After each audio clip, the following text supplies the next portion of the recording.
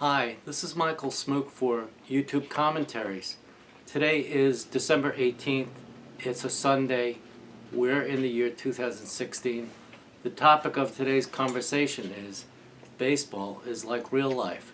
Today we're going to talk about baseball culture. Then after that we'll chat about Ernie Banks, Mr. Cub, and the 2016 Chicago Cubs, and why I greatly admire Ernie Banks and how he's influenced my life, and why I think the Chicago Cubs are terrific. And then thirdly, we're going to talk about in different ways, additional ways, where baseball is like real life, and then we'll sum it all up. And now that I've outlined our discussion, let's move forward together. First, let's talk about the word culture. There are many ways of describing it, and before we talk about baseball culture, stay with me for a bit and then we'll work our way over to that. In terms of culture, let's talk about work culture. An example of work culture is where how does an organization attract talent, hire them, train them, and groom them so they could become future leaders of an organization, and so you can align the organization's goals and objectives with the talents and skills of an employee. So this way you have very enthusiastic employees and you could have a great future as a company. Now let's walk over to the Yankees, Yankee baseball. I'm talking about Yankee baseball specifically because I'm a New York Yankee baseball fan. The Yankees are probably considered the most valuable sports franchise in the United States and perhaps the world. So the Yankees' goals are to maintain a profit. They have a piece of interest in their own sports network, and now they're going for their 28th World Series championship, more than twice as many as other professional baseball franchise in history. Well, now that we've spoken about culture with a big C, let's work over to baseball culture with a small c. The last number of years, I've been going to baseball games each year. 2 Yankee games at Yankee Stadium and 2 at Citi Field with the Mets. And I bring my wife, who's rapidly learning more about baseball. Now she's much more interested in strategy. But when we first started to go to the games, it was the atmospherics of just sitting in a crowd of people and absorbing what was going on. She learned some things. First we went to Yankee games. She learned specific things about baseball culture in terms of being a Yankee fan. One of the first games we went to, she noticed that in the beginning of the game, in section 203, a group of fans called the Bleacher Creatures, that's about 1,000 seats, they were calling out, they were engaged in a roll call of the players out on the field, including the pitcher and the position players, and they would call out the names, and each player would raise his arm with his glove hand and acknowledge the crowd in section 203. That's 2,000 people out of a 50,000 seat stadium, 2% of the fans, and yet those fans in a way captured the attention of all the other fans, and the players knew and the ownership knew that it was important that the players recognize and in a sense show respect to the players in that section. That's an interesting section because these are working class people. The tickets are the most affordable tickets in the stadium, about $27 to sit there. So that's one of my wife's first examples of baseball culture, especially specifically related to the Yankees.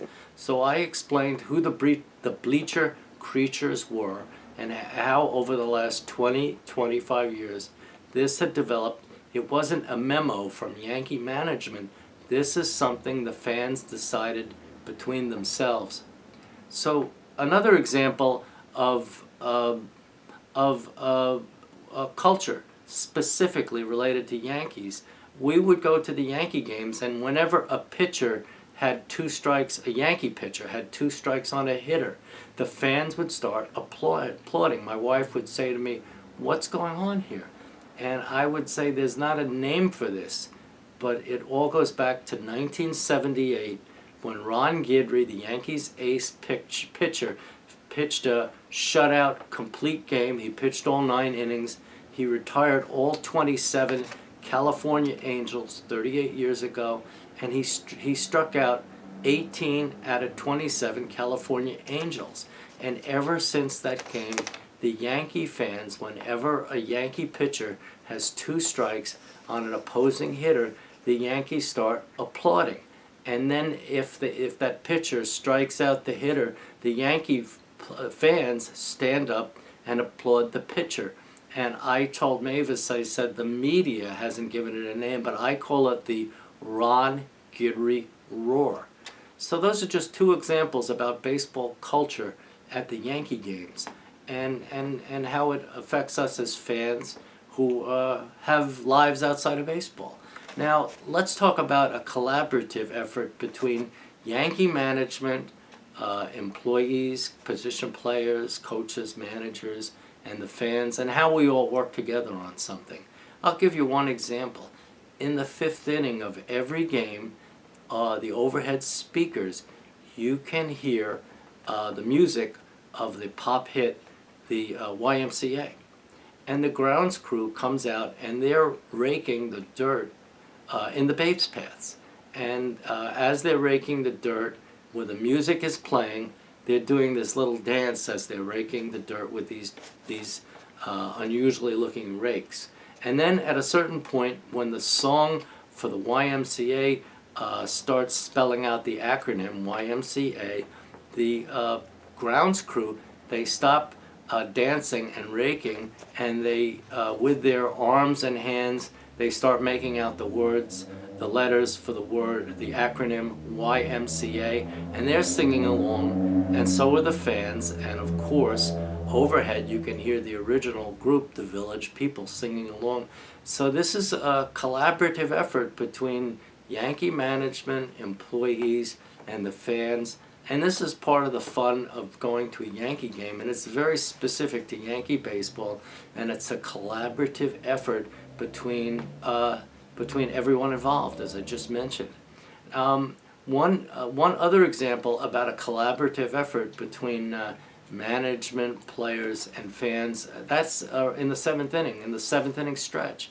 Now, traditionally at baseball games, everybody stands up and sings a traditional baseball song. Take me out to the ball game. The Yankees are one of the few teams at the 7th inning stretch. They play a live recording of the late Kate Smith singing God Bless America. Just about everybody stands up. Most people take their hats off. A lot of people will take their hand and put it over their heart, and they'll sing God Bless America. It's a beautiful song. And that's specific to Yankee games. I have to check. Perhaps a few other teams do that as well.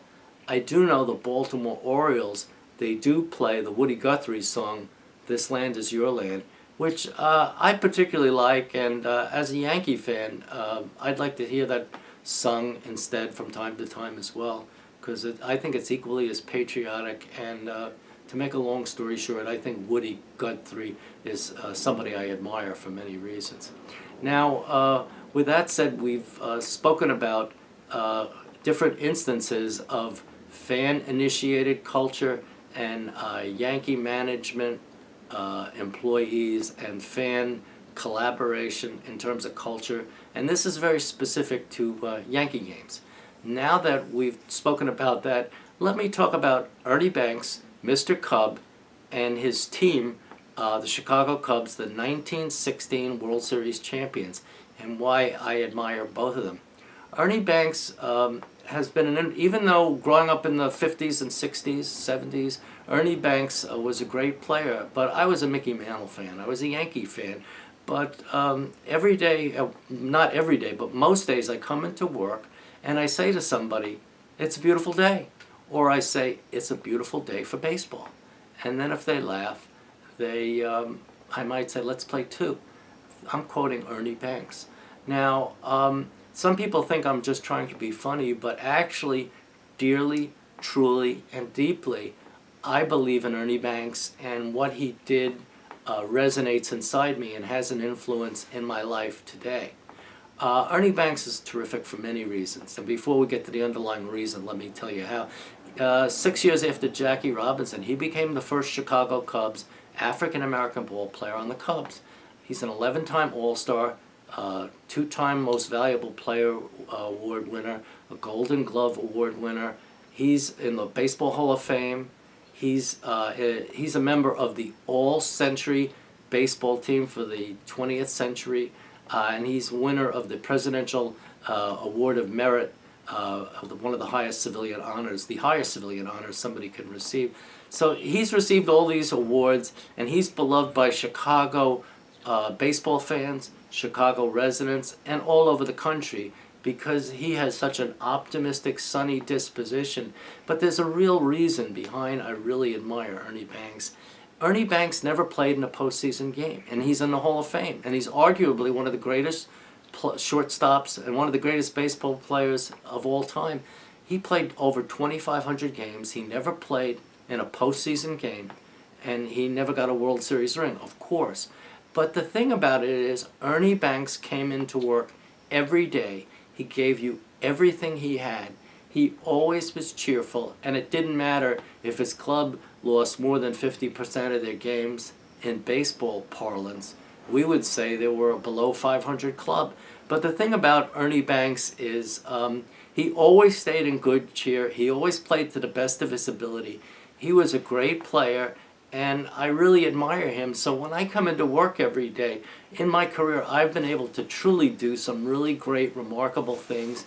And sometimes these days, it's less of a passion and more of a paycheck.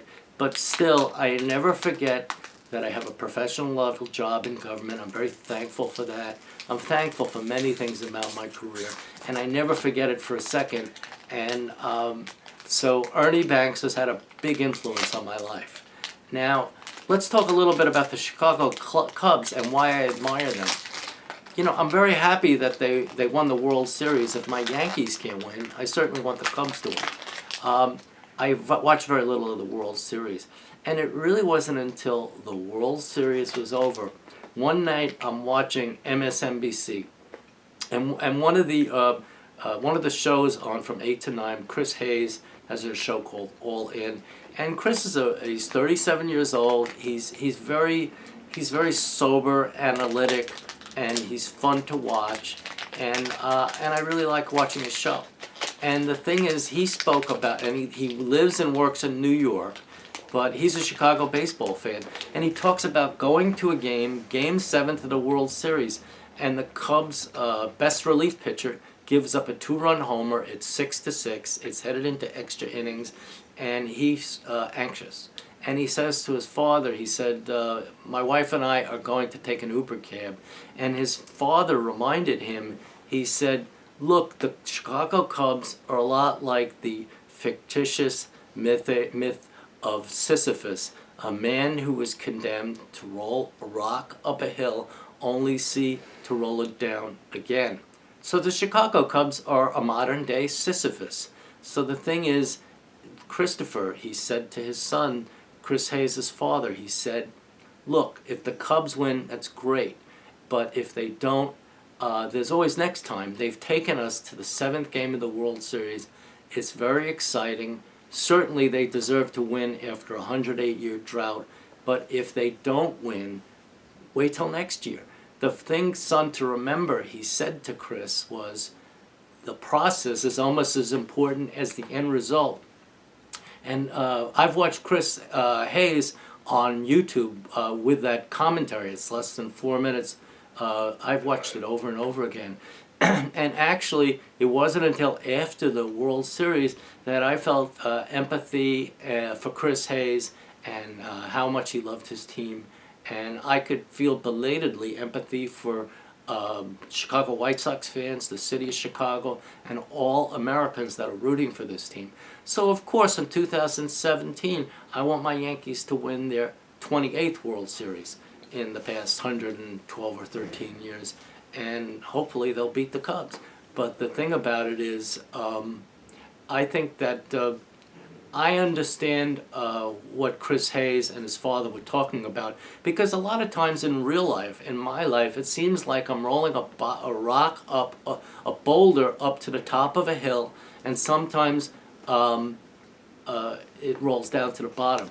And and you just say to yourself, well, why was it worth it? And the fact is, it's very important to stay energetic,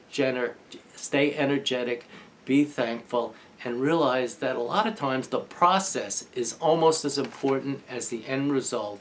So I really admire Ernie Banks for giving it everything he had. 2,500 games. He never was on a World Series team. And I admire the Chicago Cubs fans, including one of their big fans, Christopher Hayes, and what they did. And these people never say die, and they keep going, and they stay positive. So I think we've covered the Ernie Banks and the Chicago Cubs and why I admire them and how it impacts my life on a day-to-day basis. Now let's talk a little bit about additional reasons why baseball is like real life. The first thing that comes to mind is baseball is a long season. It's 162 games. It's a 6-month season. It's a real grind. If you take spring training and postseason, that's between 8 and 9 months long. So 75% of the year is devoted to baseball. And so the thing about it is it's a long season, you need to pace yourself, and it's the same way in real life, and it's the same way in my career and things like that. So we need to, in my career, in my personal life, just like in baseball, you play it one game at a time. In real life, you live one day at a time, and it's important that you take care of yourself. You eat a good meal, you get a good night's sleep, you get together with friends, you stay close to your loved ones, and you realize that it's a long ride. You know, most of us many of us are fortunate to live into our 60s, 70s, 80s, and longer these days. So the thing about it is baseball's like real life because it's a long haul, and that's why I can see the connection. Let me talk to you several more examples, and then we'll summarize it and say goodbye. The thing about it is you need to seize opportunities in baseball. When thinking about this, I thought about when I was a little boy in the early to mid 60s, when I wasn't watching, there was no cable or internet. When I would watch the Yankees on free TV, it would be on Channel 11, WPIX in New York. And when I couldn't watch a Yankee game, I watched the Met games on WOR. And the Mets had a second baseman. He was an all-star. He was a pretty good player. His name was Ron Hunt. Now the Mets didn't have very good teams in those days. And the thing is, they rarely scored runs. Now Ron Hunt was opportunistic and would make almost the ultimate sacrifice as a player. Now this is what Hunt would do if the Mets were being shut out and they needed a base runner to get on base with a chance that he could score a run and get the Mets back into the game. When a pitcher throwing anywhere from 70 to 100 miles per hour, if he was pitching Ron Hunt inside, Ron Hunt would lean into the pitch and get hit with a pitch that was between 70 and 100 miles an hour. Now, in those days, players didn't wear helmets. They didn't have paddings around their elbows and ankles. And if you got hit by a pitch, you could break a bone unless it hit the muscle or the fat part of your body. And Hunt is one of the leading all-time players of getting hit by pitches. So Hunt would take advantage of an opportunity, and in baseball parlance, Hunt would take one for the team. Take one for the team is an unselfish act in which you're sacrificing yourself. In this case, he's causing an extreme amount of pain, but he would do whatever he could to get on base so his Mets could play.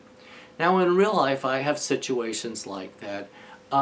Sometimes I'm asked to participate in an activity, and I'm saying, do you want to do that? We're short-staffed, and it's in work parlance, it's all hands on deck. And in truth, I don't want to do that job. the fact is I need to show a level of enthusiasm to the bosses at work, so I smile and I say I not only want to do that job, I insist on doing that. And then I do my tour of duty, I throw myself into the job, I learn what I can, and I want to be of value to my organization, and I do what I need to do. And so in an opportunistic sense, even though this is something I don't want to do, I channel my inner Ernie Banks, I smile, and I gratefully accept the responsibility. So I can understand, that's just one example about baseball and real life, how you need to take advantage of opportunities. Now, a couple other examples before we say goodbye. Baseball is a game of inches. Now, whenever you watch a baseball game and a player swings and hits a ball and it ricochets off his bat over the catcher and umpire's head and hits the screen. And what that means among baseball fans and announcers is that if the player had hit the ball on the bat head with a 1-inch variation, it would have been a line drive, a fly ball, or a home run. So you know the player just missed succeeding and doing well. So baseball, that's just one example how baseball is a game of inches. Now in real life, I don't swing a bat. For a good part of my career, I drafted contracts, and I frequently wrote memos and emails. So that's my equivalent of swinging a bat and paying attention to the details. In baseball, it's a question of inches. With me, it's typos, grammatical errors, spelling errors, and all the rest. So what I do is, because it's my equivalent, I pay attention to the details. When I write something, my name is going out through an email to the bosses and coworkers. So I double, triple, and quadruple check what I'm writing. Or sometimes I'll print it out and I'll have somebody who I trust review it before I send it out for review. So the thing about it is, just like baseball is a game of inches, in my work, the devil is in the detail, and my work product frequently is about writing about things and making sense to help make the organization work. So that's an example how I believe that baseball and real life parallel each other, and they crosswalk to each other. Let me give you one more example before we say goodbye. Life isn't fair, and baseball isn't fair. You could have, on paper, the best team in baseball. You could have great young arms. Some players, they're paying $20 and $30 million a year. Some players just up from the minor leagues, and they've had some great years, and everything looks like you're going to win a pennant and then go to the World Series and win. And what happens is it's a long season, people get hurt, and then the team has to make trades, bring people up from the minor leagues, and once again, it's all hands on deck, and everybody needs to pitch in and grind away, and you have to play it one game at a time. So baseball isn't fair, and life isn't fair either. As stated in previous YouTube talks, in my lifetime, especially in the last 15 or 16 years, I've had near-death experiences, and I collapsed at work, and fortunately, I collapsed in front of people. A phone call was made, and quickly, within 48 hours, I went from work to an emergency room to intensive care to a hospital bed, and then a doctor said, "We saved your life the other day." So the fact is, I was lucky. And the only answer to that is, because life isn't fair, bad things happen to good people because of randomness in the universe. Well, that about covers it. Let's summarize and then say goodbye. So today we've spoken about baseball culture. I've also spoken about Ernie Banks and the Chicago Cubs and why I greatly admire them. They've done tremendous things, and their accomplishments are worthy of admiration. And that's why I believe baseball and real life are so closely aligned with each other. And then I provided you with examples about, additional examples about baseball and how it's close to real life. And so there's so much more to talk about, but time prevents me from going on and on. So let me just say before I say goodbye, this is Michael Smook for YouTube Commentaries. Today is December 18th. It's a Sunday. This is the year 2016. The topic of today's conversation is baseball is almost like real life. By the way, before I say goodbye, Merry Christmas, Happy Hanukkah, and Happy New Year. Until next time, goodbye and good luck.